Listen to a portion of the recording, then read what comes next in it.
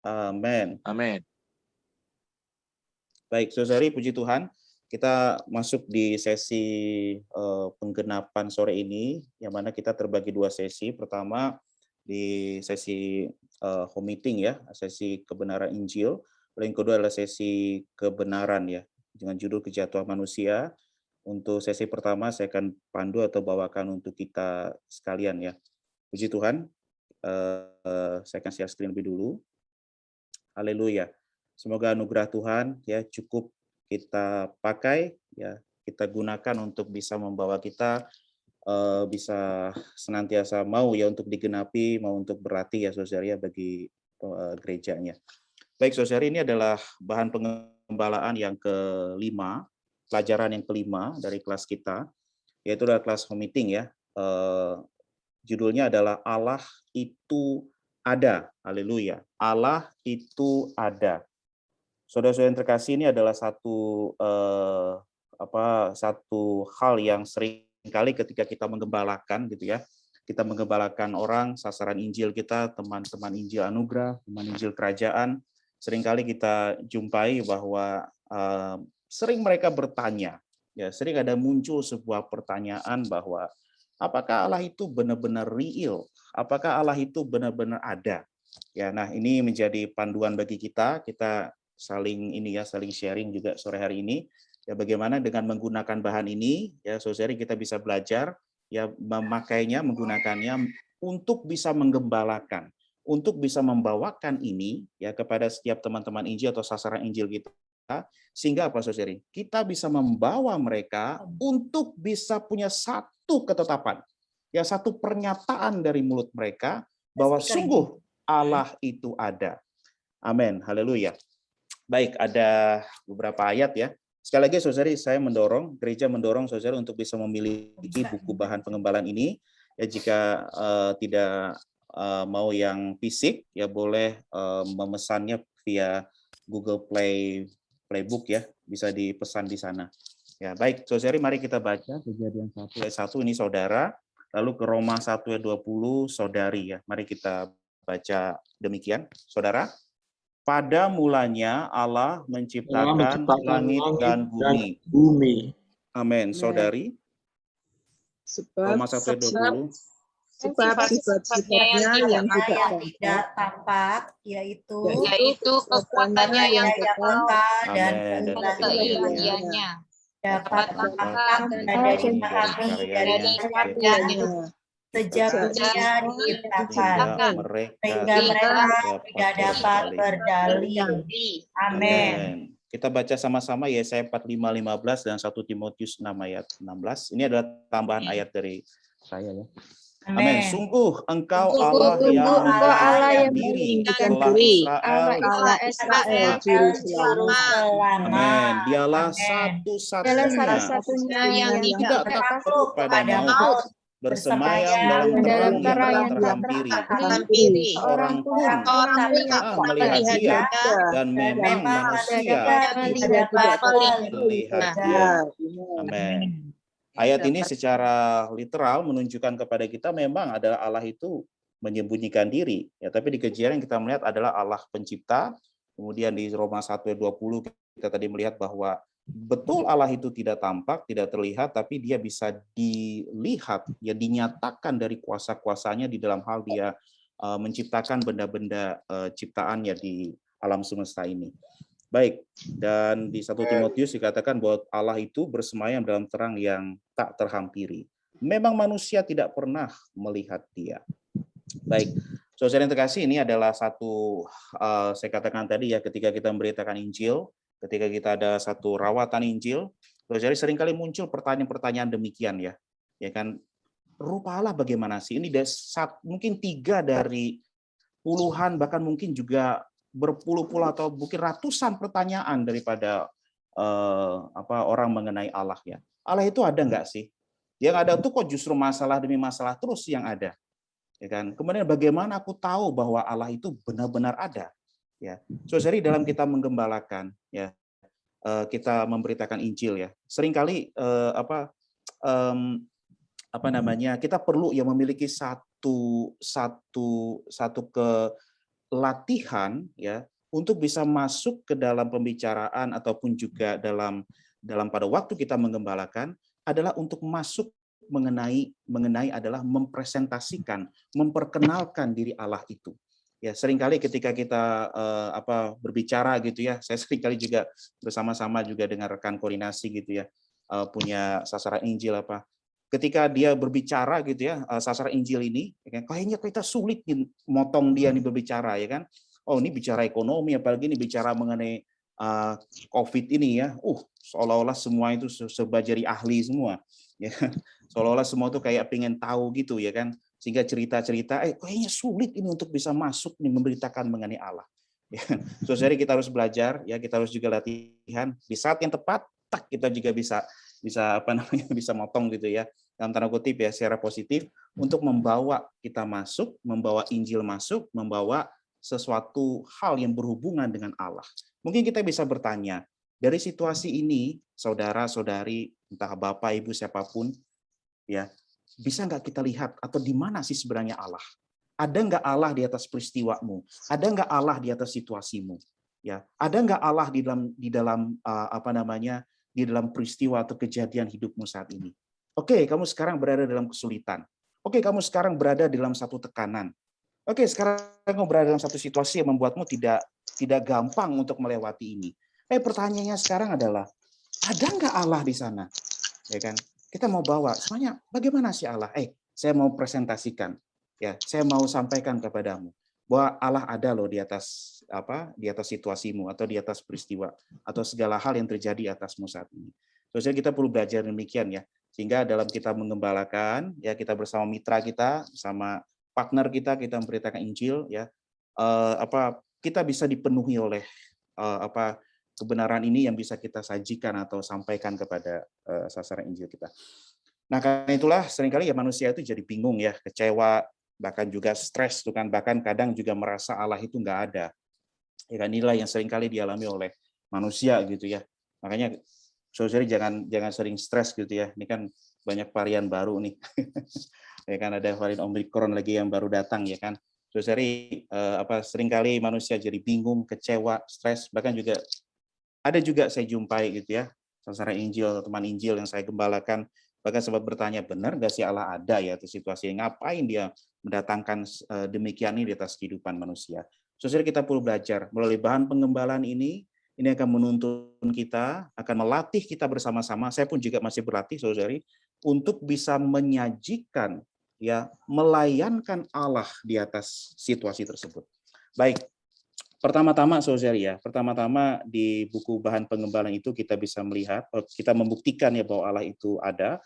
Pertama-tama adalah kita melihat bahwa Allah itu dinyatakan melalui alam semesta yang memamerkan ciri khas dan kuasanya Allah. Kitab Mazmur 19 ayat 2 mengatakan bahwa langit menceritakan kemuliaan Allah dan cakrawala itu memberitakan satu pekerjaan tangan Allah.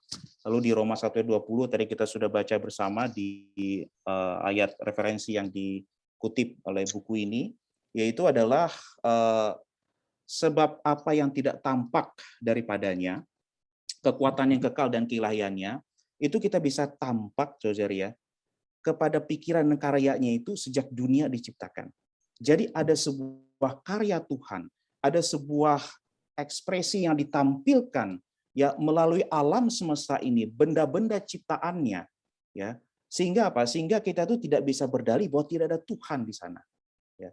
Terus jadi ketika kita mengembalakan, mari saya juga terus belajar ya untuk gunakan di dalam tanda kutip ini jurus pertama gitu ya, atau aspek pertama gitu ketika mau menyatakan bahwa Allah itu ada, ya kan. Saudara bisa bawa satu peristiwa gitu ya, satu hal di alam semesta ini, ya kan.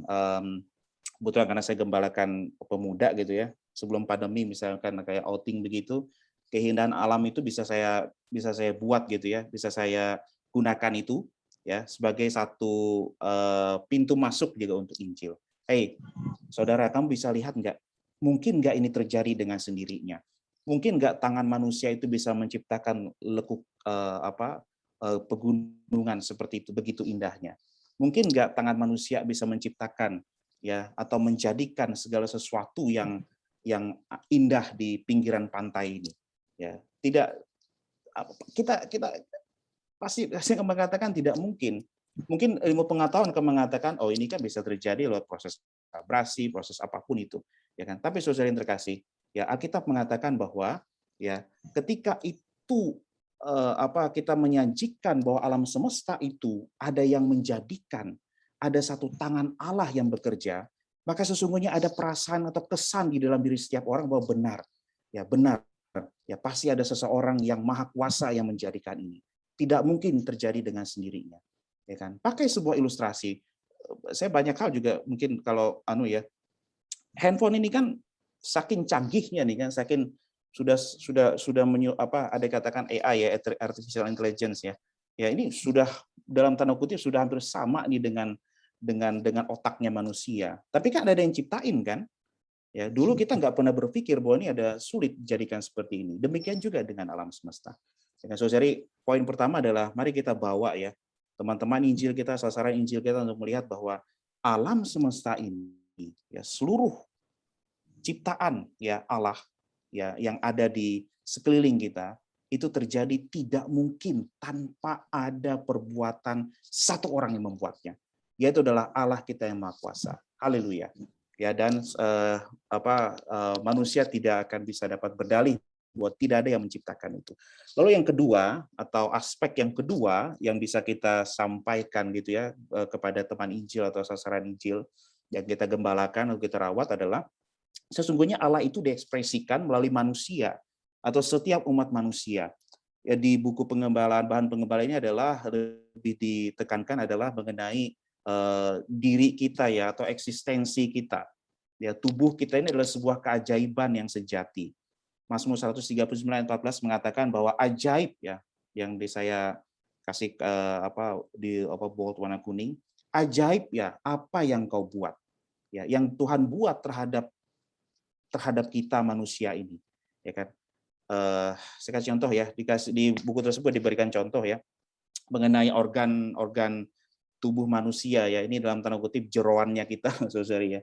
Dikatakan bahwa pernahkah kita menyadari ya kan, jantung kita ini, ya jantung manusia ini itu mompa darah ya kan, ada sirkulasi di sana, ada sistol, diastol gitu di jantung kita ya. Itu bisa melalui 100.000 mil pembuluh darah. Artinya ada sekitar 4 bisa dikatakan atau bisa di equalkan dengan 4 kali keliling dunia. Ya kan, bahkan setiap hari ya, dikatakan bahwa pompanya jantung kita ini memompa darah itu bisa setara dengan kapasitas 2.000 galon loh. Ya kan. Lalu juga sel darah merah kita ini, kalau itu benar-benar ditumpuk ya, itu bisa 5.000 kali, lo bayangkan. 5.000 kali Gunung Everest ya. Gunung Everest kan gunung tertinggi di dunia, saudara ya. Ya, saya nggak pernah ke sana tuh. Bagi saya udah Gunung Arjuna itu udah tinggi juga itu, Gunung Bromo pun udah tinggi. Ini 8.848. Ya, ini angka yang sudah disepakati oleh Cina dan juga Nepal ya. Awalnya mereka berselisih ya, tapi tahun 2020 mereka sepakat nih dengan sudut pandang yang sama, tingginya sekian. Ya. Sel darah kita ini kalau ditumpuk, saudara ya, itu 5.000 kali lebih tinggi daripada Gunung Everest ini. Kita seorang manusia ini, saudara ya, kita manusia ini bayangkan sel darah merah kayak itu. Maksudnya apa? Sudah masih banyak lagi. Maksudnya apa, saudari? Ya, tubuh kita, eksistensi kita manusia ini itu luar biasa ajaibnya. Ya, siapa yang bisa menjadikan atau menciptakan demikian uniknya tubuh kita ini? Siapa yang bisa menjadikan semua sistem yang ada dalam tubuh kita ini selain diri Allah itu sendiri? Ya kan? So, jadi kita juga bisa membawa ini semua ya.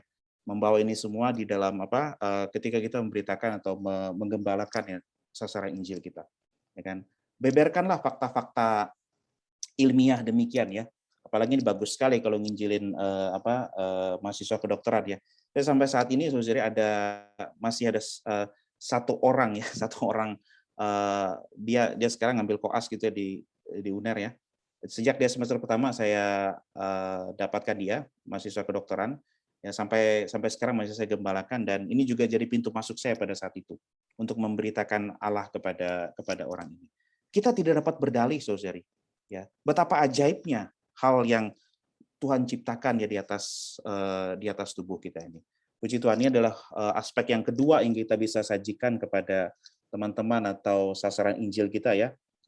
Ketika kita meng-home-meeting mereka, ketika kita memberitakan Injil one-on-one kepada mereka. Baik, kemudian yang ketiga adalah Allah itu pun juga dinyatakan di dalam Alkitab atau di dalam kitab suci.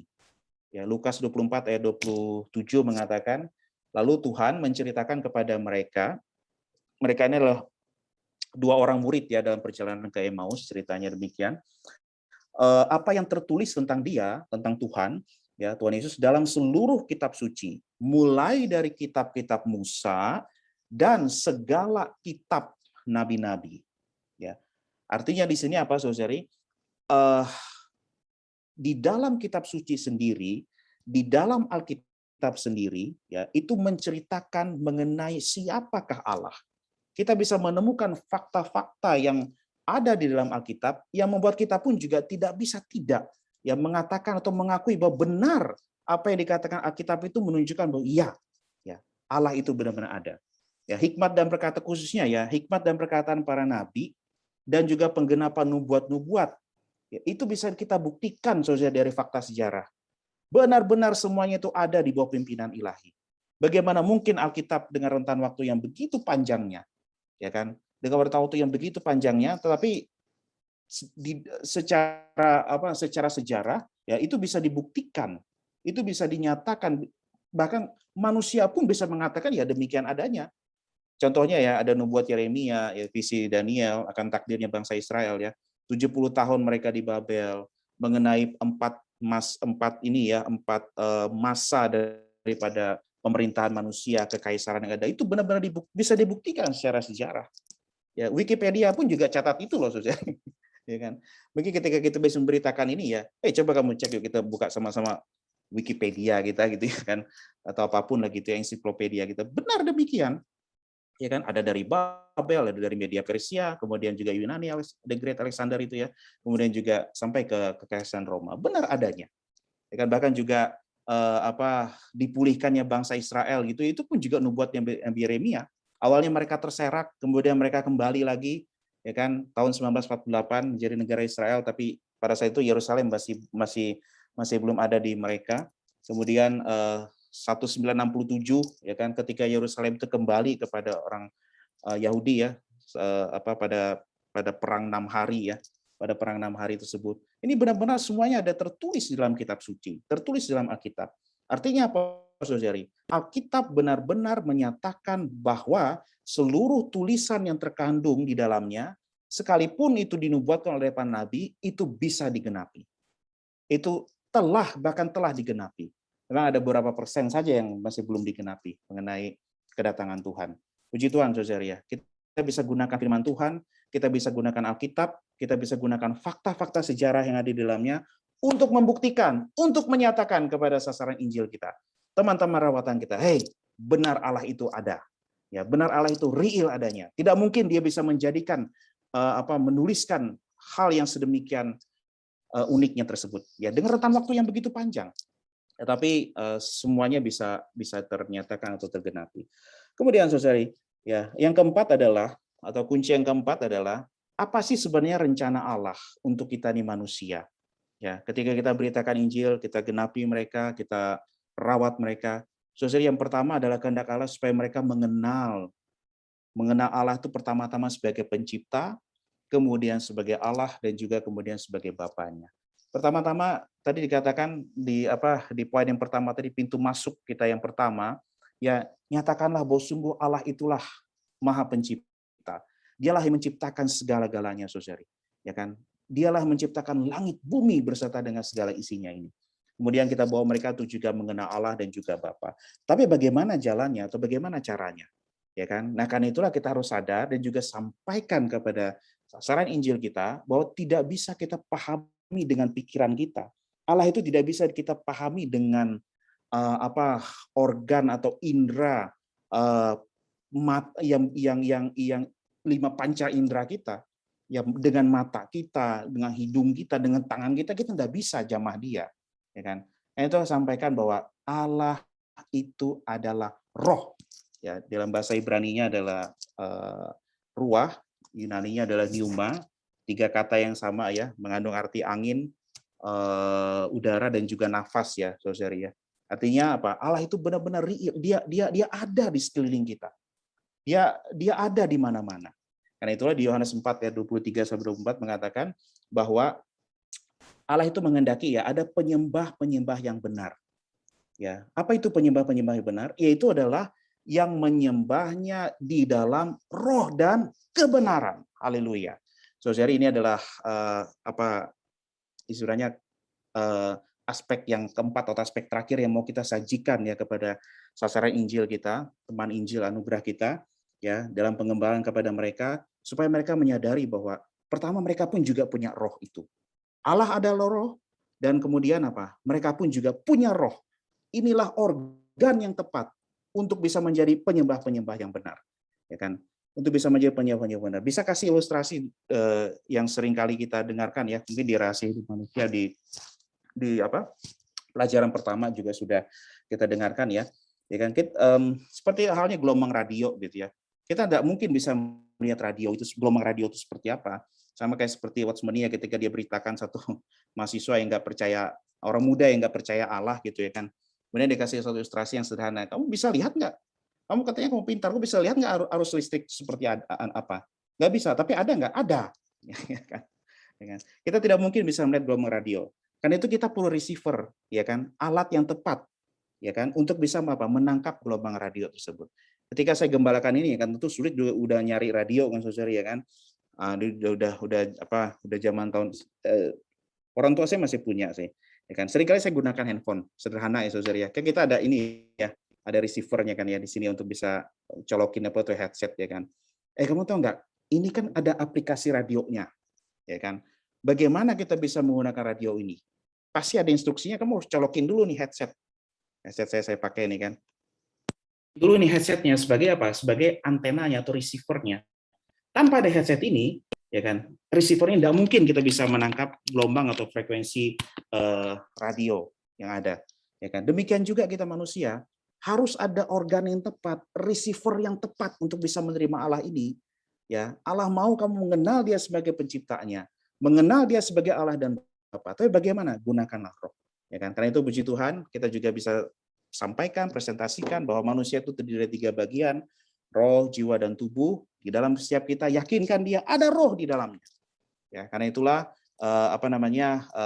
perlu kita bawa ya teman Injil kita, sasaran Injil kita menggunakan receiver ilahi ini.